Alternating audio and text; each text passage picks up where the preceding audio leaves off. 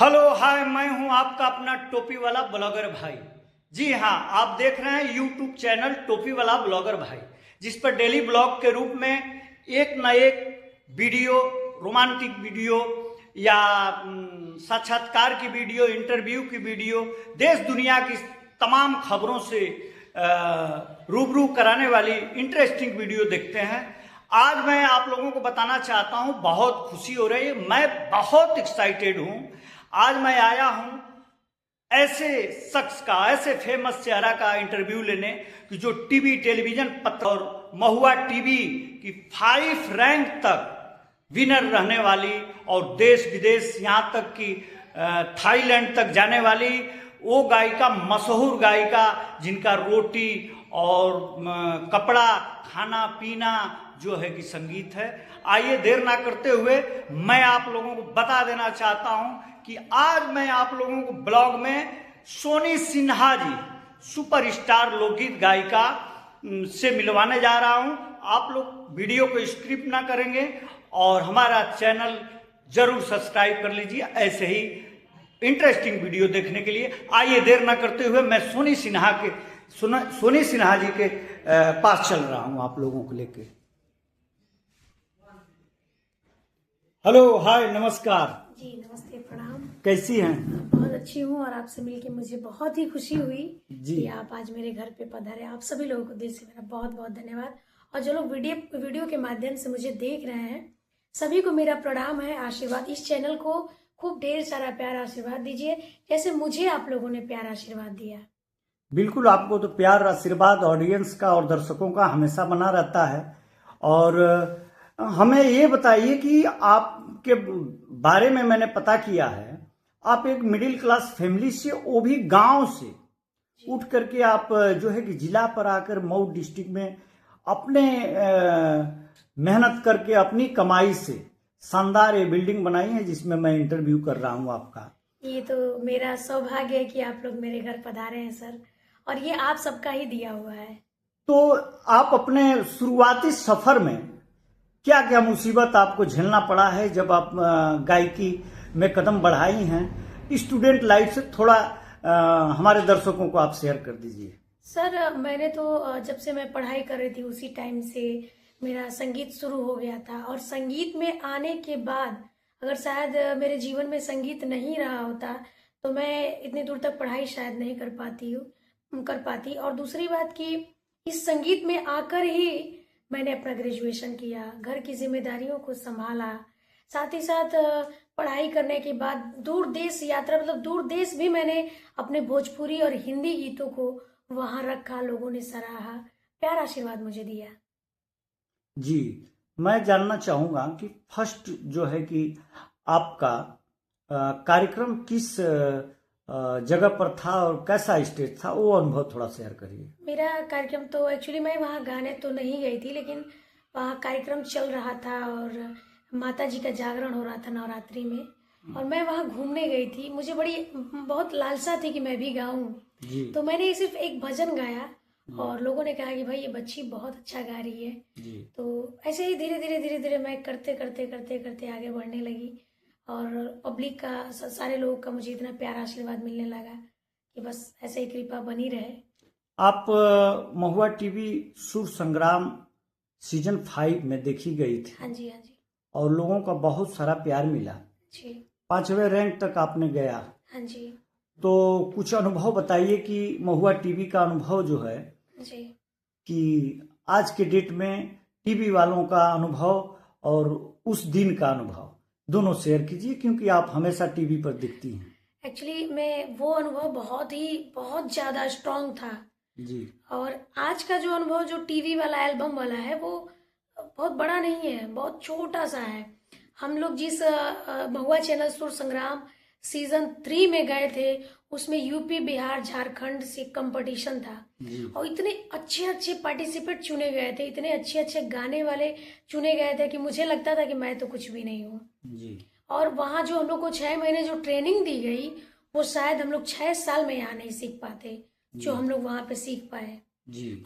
आजकल के जो सिंगर हैं थोड़ा कम भी गाते हैं, स्टूडियो में ले जाके खड़ा कर दीजिए वो गा लेंगे, लेकिन पहले के जो जो हम लोग टीवी पे गाते थे वो रियल में सिंगर होते थे। जी आजकल कोई भी घर से उठता है तो चार गाने तैयार करता है, कुछ अभद्र गीते गाता है, हिट भी हो जाता है। लेकिन जी। उस टाइम जो सुर संग्राम हो रहा था वो सच में सुरों का संग्राम था। तो मेरा सवाल ये है आपसे कि शुरुआती दौर में जब आपके अंदर गायकी का जुनून हुआ, जी आपने ये ठान लिया कि मुझे जो है कि लोकगीत गाना है, लोकगीत के माध्यम से समाज सेवा करना है, तो कौन वो शख्स हैं कि जो कि पहला कदम आपकी मदद में बढ़ाए, यानी कि मान लीजिए कि गुरु ही कौन है? जी वैसे तो माना जाए तो जीवन में सबसे बड़ा गुरु तो समय होता है, और जो ठोकरें लगती हैं वो हमें बहुत कुछ सिखाती हैं। मैंने भी जीवन में बहुत सारे ठोकर खाए हुए हैं। मेरे गुरुजी आदरणीय गिरजा शंकर त्रिपाठी जी, जिनसे मैंने 2 दिन क्लास किया हुआ था, और तीसरे दिन बाद मेरा पासपोर्ट आ गया था, मेरा वीज़ा लग चुका था बैंकॉक के लिए। तो जब विदेशों की यात्रा, जब विदेशों का कार्यक्रम चलने लगा तो थोड़ा सा मैं क्लास मेरा छूट गया। और सबसे बड़ी बात, क्लास छूटने की वजह सिर्फ इतनी थी कि घर की जिम्मेदारियां थी, पैसा भी कमाना बहुत ज़रूरी था। तो ये भी चीज़ें थी, जिम्मेदारियों ने थोड़ा सा जकड़ लिया, तो हम संगीत सीख नहीं पाए। लेकिन जितना सीखे या जितना सुने लोगों को, उतना आशीर्वाद आप सबका मिला, और आज मैं आप सबके बीच हूँ। जी, जब महुआ टीवी पर आप गई थी तो उसमें विनर कौन हुआ था 5वां सीजन में? उसमें विनर अलका सिंह पहाड़िया थी, एक गोपालगंज की, अंशु सिंह थे जो विनर थे उसमें के। कहीं कहीं टीवी वालों पर आरोप लगता है, आप नज़दीक से जाके समय बिताई हैं, हाँ जी। आरोप लगता है कि फिक्सिंग होती है, उसमें मुंह देखा काम होता है। ये क्या सही है, गलत है? नहीं, कुछ हद तक बिल्कुल सत्य है ये, क्योंकि उस टाइम जब आलोक जी और मोहन राठौर जी जब गा रहे थे, उस टाइम सच में जो था वो रियलिटी था, रियल शो था। जी लेकिन बाद में जो शो हुआ उसमें बहुत सारी चीज़ें थी। कई बार हमें विरोध तो नहीं करना चाहिए, लेकिन जब चीज़ें गलत हो रही हो तो विरोध करना ही चाहिए। जी जी तो अभी बीच में एक ऑडिशन हुआ था रंग पुरवैया का। उस ऑडिशन में मतलब जिन बच्चों को चुनना चाहिए, जो अच्छा गाते थे, उन्हें चुना ही नहीं गया। जी और दूसरी बात कि जब 10,000 लोगों में से, 10,000 बच्चों में से अगर 10 लोग चुने गए हैं, तो आप 10,000 का नाम थोड़े बोलेंगे, आप तो 10 लोगों का नाम बोलेंगे। जी तो ये बोल के बताया गया कि 10,000 लोगों, इतने लोग का एलिमिनेशन नहीं हुआ है। जी जिनका एलिमिनेशन हुआ है उनका नाम बोलते तो शायद हम सारे बच्चे टैली कर पाते कि हाँ वो वाकई में अच्छा गाते हैं, तो उनका सिलेक्शन हुआ है। मैं तो किसी भी लाइन में चाहूंगी कि जो पढ़ा लिखा हो, जो उस काबिल हो, उसे स्थान देना चाहिए। ये ना कि जो उस स्थान के काबिल नहीं है उसे भी आप उस स्थान को दे रहे हैं, तो जो अच्छे कलाकार हैं वो तो पीछे रह जाएंगे ना, जी फिर हमारी भोजपुरी कहाँ जाएगी। जी। तो बस ये चीजें आज चल रही हैं फिलहाल में। सिंगापुर का कुछ एक्सपीरियंस शेयर कीजिए हमारे दर्शकों को कि कब कौन बुलाया फर्स्ट बार, और हर साल आपका एक साल में 2 बार जाना होता है, और शायद यही कारण है कि आप देवी गीत बहुत बढ़िया गाती हैं। और कौन है वो शख्स जो कि पहला बार ब्रेक दिया आपको सिंगापुर ले जाने के लिए? मुझे बहुत 2017 में मेरा अटैक हुआ था, मतलब मेरे पे किसी ने वार कर दिया था। अच्छा। और उसी के 25 दिन बाद मुझे पता चला कि मेरा सिलेक्शन हुआ है थाईलैंड के लिए। जी तो जब सिलेक्शन हुआ तो मैंने सोचा कि मेरे गले में बहुत सारे टाके लगे हुए थे, तो क्या मैं 8-10 घंटे का जागरण रहता है तो गा पाऊंगी या नहीं। लेकिन फिर भी मुझे एक है गोरखपुर के डी सिंह जी हैं, वो बुलाते हैं, और गोरखपुर के बहुत सारे लोग हैं जो हमारे हिंदुस्तान से जाके वहाँ थाईलैंड में रहते हैं। तो जो हिंदुस्तानी लोग हैं वहाँ बहुत ही प्यारा जागरण करवाते हैं, जगराता। तो उस जागरण में थाईलैंड के थाई लोग भी आते हैं और हमारे हिंदुस्तानी भाई भी रहते हैं लोग। और बिल्कुल वो थाई लोग कभी वो जताते भी नहीं है कि हमें हिंदी या भोजपुरी नहीं आती है, बिल्कुल वो भी हम लोग के साथ भजन भाव करते हैं। तो अच्छा लगता है ये बहुत बड़ी उपलब्धि है हमारे भारत की बेटी के लिए कि हमारी भारत की बेटी आप जा कर के विदेशों में भी झंडा अपने देवी देवता का प्रचार प्रसार में लगी हैं। अच्छा, एक और सवाल है आपसे कि आपकी शिक्षा कितना तक हुई है और आगे क्या करने वाली हैं आप? मेरी शिक्षा देखा जाए तो ग्रेजुएशन मैंने किया हुआ है। आगे का बस ये जो फैमिली, जो मेरे 2 भाई हैं, लोग दोनों लोग बाहर रहते हैं और बहनें हैं, उनकी शादी हो चुकी है। मैं सबसे छोटी हूँ। अभी फिलहाल माँ बाप की जिम्मेदारियों को लेके चल रही हूँ। आगे जैसा श्रोता चाहेगी। बाकी इस लाइन में लोग कहते हैं कि सारे लोग इतने स्टार हो गए आपके साथ आए हुए, आपने संगीत लाइन में 10 साल 15 साल समय दिया, तो आप इतनी पॉपुलर क्यों नहीं है जैसे लोग हर घर में बसते हैं। तो मेरे कहने का सिर्फ इतना ही उद्देश्य है कि आप नंगापन करेंगे तो थोड़े कलाकार कहलाएंगे। आपको 10 दिन सुना जाएगा, फिर उठा के फेंक दिया जाएगा। तो हम लोग ऐसे कलाकार हैं कि आजीवन चलने वाले हैं। हम लोगों ने कभी अभद्र एल्बम ही नहीं गाया, अभद्र गीत का प्रचार प्रसार नहीं किया। हम लोग ऐसे गीत गाते हैं जो हमारे परिवार में आजीवन हमारे भाई, हमारे माँ बाप, हमारी बहनें बैठ के सुन सकें। जी, ये तो सत्य है कि कोई भी एल्बम आपका आया हो, कोई गीत आया हो, तो अभद्र नहीं होती है, अश्लीलता उसमें नहीं होती है। जी। लेकिन कभी ये ख्याल आया कि मैं रातों रात जो है कि जिस मुकाम पे हूँ इससे काफ़ी वायरल होना है, इसके लिए कुछ अभद्र गीतों को गाऊं। आपने कभी प्रयास किया क्या? मेरे जहन में ये चीज़ कभी आया ही नहीं कि मैं, देखिए भोजपुरी के बिहार के गोलू राजा हैं, मेरे साथ बहुत सारा मंच शेयर किए हैं वो।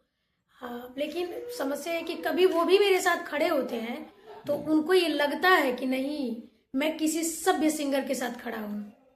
तो कभी हमारी उनसे अनबन नहीं हुई, इसलिए कि वो जानते हैं कि हम जो भजन भाव जो गाते हैं वही गाएंगे, और जो सिंगर हैं जो अभद्र गाती हैं वो सोनी सिन्हा कभी नहीं बन पाएंगे। और मुझे उन लोगों जैसे अभद्र गाना या फिर अभद्र गा के हिट होना, ऐसा मैं बिल्कुल जीवन में नहीं चाहूंगी। और मेरे घर का ये बिल्कुल भी संस्कार नहीं रहा है कि मतलब मैं अभद्र गीत गा के कभी वायरल हो जाऊं, हिट हो जाऊं, ऐसा कुछ भी नहीं है। मेरी मानसिकता सिर्फ इतनी है कि यूट्यूब भाई है, जितने भी लोग मुझे देख रहे हैं, प्यारा आशीर्वाद दे रहे हैं, किसी दिन बहुत अच्छा भजन मेरा आएगा, सब जो आप लोग के दिल में निवास करेगा। जैसे तृप्ति साख्या जी ने बहुत प्यारा भजन गाया था कि प्रभु आप बसो वृंदावन में, मेरी उम्र बीत गई गोकुल में। ये भी एक भजन था जो आज भी लोगों के दिलों में राज करता है। और अभी एक भजन, अभी एक और आया है कि राम आएंगे तो अंगना सजाऊंगी, दीप दिया के दिवाली में मनाऊंगी, मेरी झोपड़ी के भाग आज खुल जाएंगे, राम आएंगे। ये भी तो गीते हैं, ये भी तो लोग सुनते हैं। जी, इसके ऑडियंस बहुत ज़्यादा हैं और रातों रात फेमस होने के लिए सिंगर राइटरों से कहकर, निवेदन करके और अश्लील गीतें लिखवाते हैं और उसको गा के अपने करियर को बर्बाद करते हैं। एक मिसाल है कि अगर गायकी करना है तो सोनी सिन्हा की तरह करो, लंबे समय तक आप टिके रहोगे। बिल्कुल। जो अभद्र गीत गाते हैं सर, आप खुद देख लीजिए, मार्केट में 10 दिन बजते हैं, 10 दिन बाद किसने गाया था ये भी लोग भूल जाते हैं।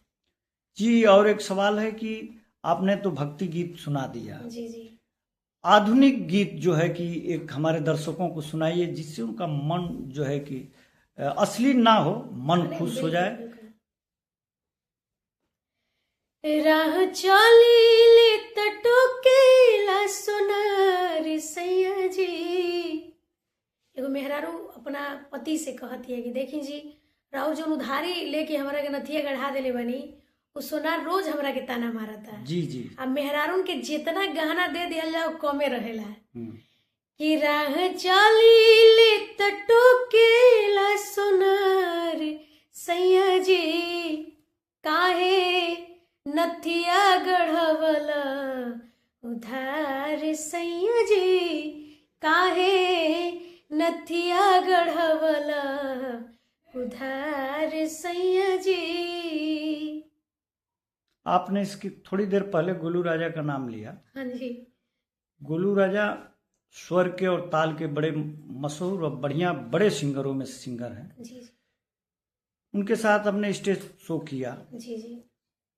लेकिन गलत बयानबाजी से और अश्लील गीतों से वो परहेज नहीं रख करते हैं। अरे बिल्कुल, ये तो मैं मानती हूँ। हाँ जी। आपको उनके साथ स्टेज करके कैसा लगा? मुझे बहुत अच्छा लगा। मुझे दुनिया का कोई कैसा भी सिंगर मिल जाए, या हिंदी सिंगर, भोजपुरी सिंगर, कैसा भी सिंगर, मैं उसके साथ मंच शेयर कर लूंगी। बस मैं ये मानती हूँ कि मुझे कुछ गंदी गीतें नहीं गानी है, मुझे अच्छा गाना है। सामने वाला क्या गा रहा है उससे मुझे कोई फर्क नहीं पड़ता, लेकिन मैं इस बात की शुक्रगुजार हूँ कि गोलू राजा मेरी बहुत रिस्पेक्ट करते हैं आज भी। तो आपको क्या लगता है कि सिर्फ आपका रिस्पेक्ट करें और समाज के लिए, समाज से परे हैं, समाज का जो है कि समाज में अश्लीलता फैलाएंगे? आपने उनको मना नहीं किया कि ऐसी गीतों को मत गाया करिए? एक्चुअली वो हैं, हमसे बहुत सीनियर है वो, लेकिन फिर भी सर, हम आजकल जो जो समय चल रहा है उस समय के हिसाब से कोई बाप अपने बेटे को नहीं समझा पा रहा है। फिलहाल हम लोग तो, वो बिहार के रहने वाले, हम यूपी के रहने वाले, वो सीनियर, हम जूनियर। बस हम हाँ, इतना उनको लगता है कि सोनी जी अच्छा गाती हैं, साफ सुथरा गीत गाती हैं, तो मेरे साथ वो भी साफ सुथरा ही गीत गाते हैं। डुएट गीत की बात आप कर रही हैं जी। लेकिन उस मंच पर तो रही होंगी, तो जरूर वो अपनी वाली किए होंगे, अरे वो कभी कभी तो वही तो बुरा लगा होगा, लेकिन हाँ। कह नहीं पाई कि आपसे वो सीनियर है। जी बिल्कुल बिल्कुल, ये चीज़ है। मैंने जैसे कार्यक्रम जब हम लोग गाते रहते थे तो बीच बीच में कभी कभी वो भी थोड़ा सा बोल लेते हैं, लेकिन मैं जिस मंच पे रहती हूँ उस मंच पे उनकी कोशिश रहती है कि मैं ना बोलूँ जी ऐसी कुछ बातें जो मुझे बुरी लगे। जी जी जी। एक सवाल और मेरे जहन में आ रहा है कि 2017 में आपके ऊपर जानलेवा हमला हुआ था। हमारे दर्शक आज तक आधा अधूरा वो जो हमला है उसको जान पाए हैं। आपकी जुबानी सुनना चाहते हैं, क्या हुआ था दुर्भाग्यशाली हमला, उसके विषय पर कुछ बताइए।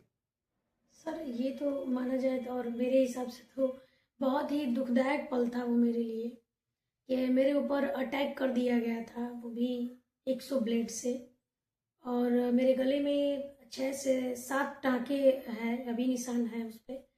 तो जो क्षेत्र के जो कलाकार थे वो चाहते थे कि जैसे पहले ये इनकी स्थिति खराब थी, जिस तरीके से गाती थी ये, वैसे तो एक तरीके से देखा जाए तो ये जलन का मामला था। लोग जलने लगे थे धीरे धीरे कि कैसे आगे बढ़ रही हैं, एक लड़की होके कैसे इतनी ऊंचाइयों को छू रही हैं। तो ये मेरे सुर संग्राम से आने के बाद मेरे ऊपर किसी ने अटैक कर दिया ताकि मैं कभी गा ना पाऊँ, या फिर मैं इस दुनिया से अलविदा कह दूँ।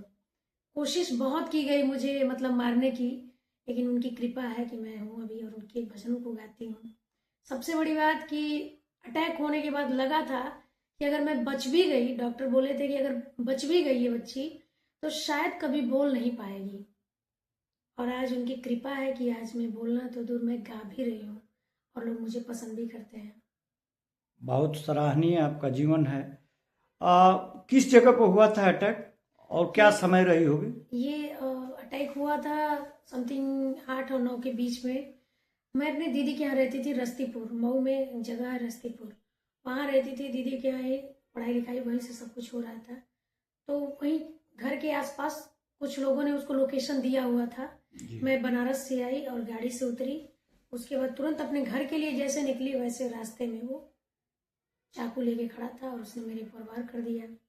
वार करने के कुछ समय बाद गांव के सारे लोग आ गए।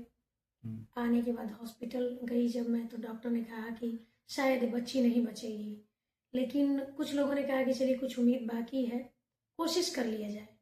कोशिश किए लोग, डॉक्टर लोग। उसके बाद यहाँ से जब इनके बस का नहीं था तो ये ट्रामा सेंटर भेज दिए। डॉक्टर साहब बोले कि बेटा हम ठीक तो शायद कर देंगे आपको, लेकिन शायद कभी गा नहीं पाएंगे आप जी। तो हमने कहा कि डॉक्टर साहब अगर हम गा नहीं पाएंगे तो हम जी भी नहीं पाएंगे जी। अगर आप मुझे जीवित कर भी दिए तो ये जिंदगी मेरे किसी काम की नहीं है, मैं जी नहीं पाऊंगी जी जी। लेकिन आप सबकी दुआ और आप सबका आशीर्वाद, माता रानी की कृपा रही कि आज मैं आप सबके बीच गा रही हूँ। तो उस अज्ञात हमलावर का बाद में पता चला कुछ कि जी? नहीं बिल्कुल पता चला, वो समराजपुर का ही रहने वाला है जी, और आजीवन उसको आजीवन कारावास हो गया। हाँ जी, हो गया। और अभी बीच में वो लोग कुछ सुलह वलह के लिए बात कर रहे थे, लेकिन हम लोगों को ऐसे लोगों से बहुत दूर रहना है जी जी। तो चलते चलते आखिरी मेरा सवाल आपसे है कि आपको अगर कोई कार्यक्रम के लिए चाहे कि आपको अपने दरवाजे या किसी मांगलिक स्थान पे कार्यक्रम कराऊं, तो आप अपना फेसबुक आईडी और यूट्यूब का जो लिंक है, नाम है, उसको शेयर कर दीजिए ताकि आसानी से लोग आपसे जुड़ सकें और आपको कांटेक्ट कर लें, ताकि जो कार्यक्रम हो रहा है उसमें इजाफा हो और आप जैसी सुरीली गायिका का इस समाज में बहुत ज़रूरत है।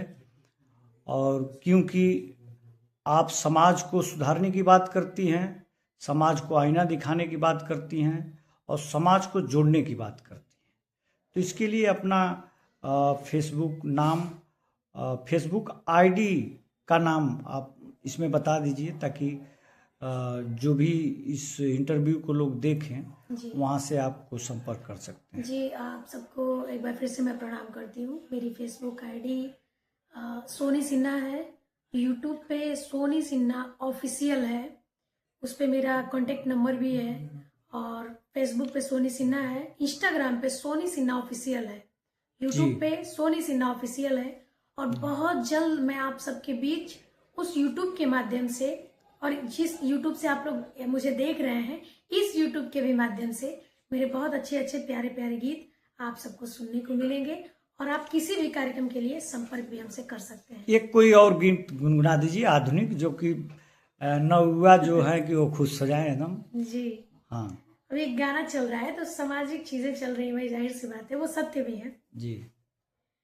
कि बिना पियले नशा चढ़े ऐसन दारू हिया, कि बिना पियले नशा चढ़े ऐसन दारू हिया, बिना मतलब के जवन लड़े मेहरारू हिया, बिना मतलब के जवन लड़े मेहरारू हिया।